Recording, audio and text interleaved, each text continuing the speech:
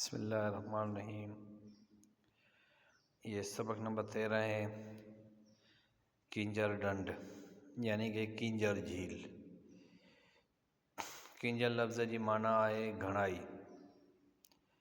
किंजर लफ्ज़ की मीनिंग है अक्सरियत। घणाई की मीनिंग होगी अक्सरियत। सिंध में एक असला है त किंजर लगण यानी कि सरसब्ज़ थियण, आबाद थियण। किंजर ऐं सुनहरी हिक ॿिए जे भर में ॿ हूंदियूं हुयूं। सिंध में एक असला है कि किंजर लगना यानी कि सरसब्ज़ होना, आबाद होना। किंजर सुनहरी एक दूसरे के बराबर में दो झीलें होती थी। कोटली ब्राज ठहण खां पोइ कलड़ी बगड़ वाह वही अची किंजर में पवंदो आहे। कोटली ब्राज बनने के बाद कलड़ी और बगार की नहर बह के किंजर में आके गिरती है। इन करे ॿिनी डंडुनि मिली हिक थी वयूं आहिनि, इसलिए दोनों झील मिल के एक हो गई है। हाणे रुगो किंजर जो नालो आए, अब सिर्फ किंजर का नाम है। सुनहरी जो को भी निशान ना है। अब सिर्फ सुनहरी का कोई भी नाम व निशान नहीं है। किंजर ऐं सुनहरी जे नालनि बाबति मकानी रवायत आहे। किंजर और सुनहरी के बाबति मकानी रवायत है त किंजर एक मुहाणो हो ऐं सोनल संदसि ज़ाल हुई। कि किंजर एक मछेरा था, सोनल उसकी बीबी थी।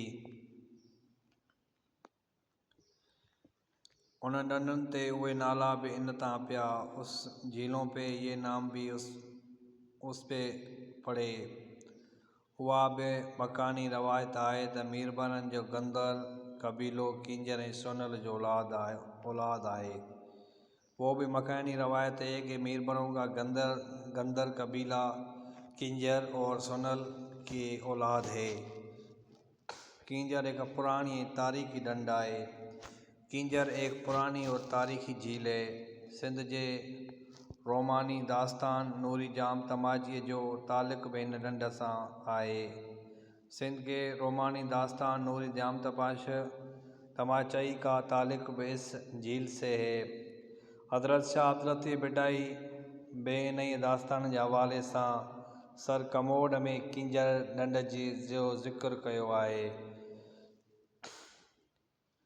हज़रत शाह अब्दुल लतीफ़ भिटाई उन्होंने भी इस दास्तान के हवाले से सर कमोड में किंजर डंड का जिक्र किया है।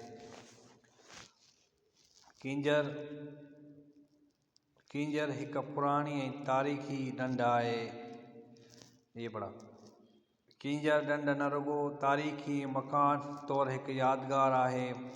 किंजर झील न सिर्फ तारीखी और मकान तौर पे एक यादगार है, पर सिंध जे मुआशी समाजी ऐं सकाफ़त सतह ते भी उन जी एक ख़ास अहमियत है। लेकिन सिंध की मुआशी समाजी और सकाफ़ती सतह पे भी उसकी एक ख़ास अहमियत है। मुआशी लिहाज खां किंजर मानू मुआशी लिहाज से किंजर से लोग रोज़गार जो एक मुख्य वसीलो है। रोज़गार का एक मुख्य ज़रिया है। साॻे वक्त किंजर जी ख़ूबसूरती केतिरे ॾेई ऐं परॾेही सियाहनि खे पाण में छिकींदी आहे। उसी वक्त किंजर की खूबसूरती कितने ही परडेही और डेही सियाहों को अपनी तरफ खींचती है। न रुगो नूरीअ ऐं जाम तमाचे जी दास्तान के हवाले सां, ना सिर्फ जाम तमाचे की हवाले से दास्तान के हवाले से, पर किंजर पंहिंजे सोननि जे करे भी क्लासिक थोड़े जदीद साहत जो मौज़ू रही है। सिर्फ नूरी और जाम तमाजे के हवाले से भी किंजर की खूबसूरती की वजह से क्लासिक और तहकील मखजून रही है। किंजर जे चौधारी अगे वड्यूं वड्यूं वसंदियूं ऐं कोठ आबाद हुआ।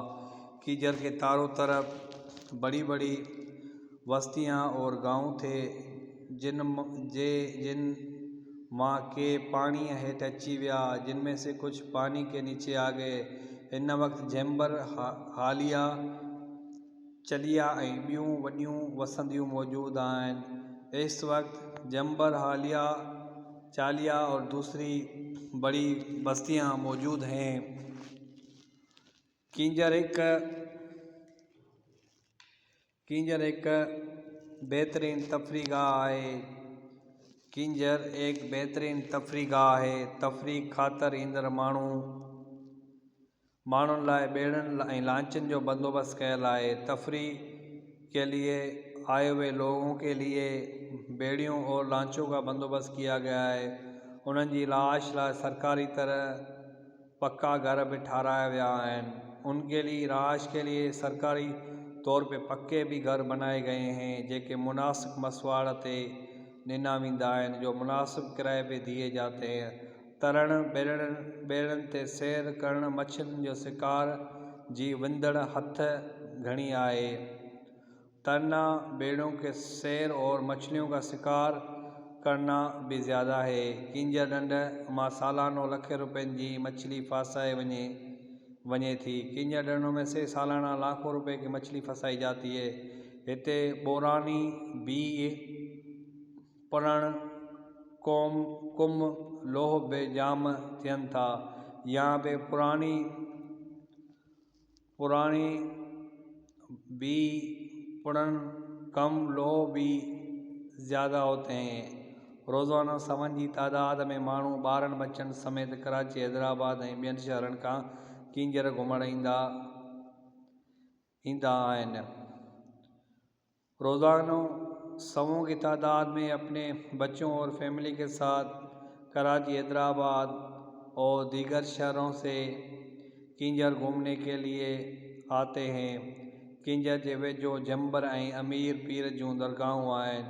किंजर के नज़दीक झंबर और अमीर पीर की दरगाहें हैं। नूरीअ जी मुर्शिद होंदड़ी शाह जी क़बर किंजर ढंढ जे विच हिक टुकड़ ते आहे। नूरी के मुर्शिद होंदड़ी शाह की क़बर किंजर के एक झील के बीच में है। इन बुजुर्ग जी पेरदारी में सिंध जी रानी नूरीअ जी क़बर आहे। इस बुजुर्ग के पाँव में सिंध की रानी नूरी की क़बर है। किंजर ढंढ ते घूमण लाइ ईंदड़ माण्हू किंजर ढंढ से घूमने के लिए लोग होंदड़ी शाह ऐं नूरीअ जी क़बर ते हाज़िरी ज़रूर भरींदा आहिनि।